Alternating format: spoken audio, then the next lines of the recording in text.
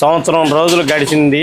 పేడ విరగడి అనే పిలుపు మేరకు ఈరోజు ఎంతో సంబరాలు చేసుకుంటూ దీపావళి పండగ, సంక్రాంతి పండగ ఆ విధంగా మా పవన్ కళ్యాణ్ గారి పిలుపు మేరకు ఈ తాడేపల్లి పట్టణంలో కూడా మా జనసేన పార్టీ ఆధ్వర్యంలో ఈ కార్యక్రమం జరగటం చాలా సంతోషకరమైన విషయం.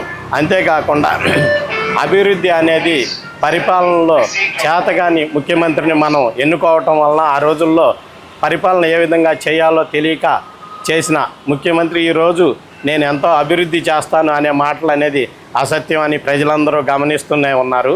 ఈరోజు రాష్ట్రంలో పవన్ కళ్యాణ్ గారు ఒక అటవీ ప్రాంతాల్లో 70 సంవత్సరాల స్వాతంత్ర చరిత్రలో ఎవరు వెళ్ళని, ఏ ముఖ్యమంత్రి కూడా వెళ్ళని ప్రదేశాలకు వెళ్ళి ఈరోజు రోడ్లు కానీ ఇవన్నీ బడుగు బలహీన వర్గాల కోసం ఏపిస్తున్నారంటే ఈరోజు రాష్ట్రంలో అభివృద్ధి అనేది ఏ విధంగా ఉన్నది అనేది ప్రజలే తెలుసుకుంటున్నారని నేను మాట్లాడుతూ ఇంతటితో ముగిస్తున్నాను.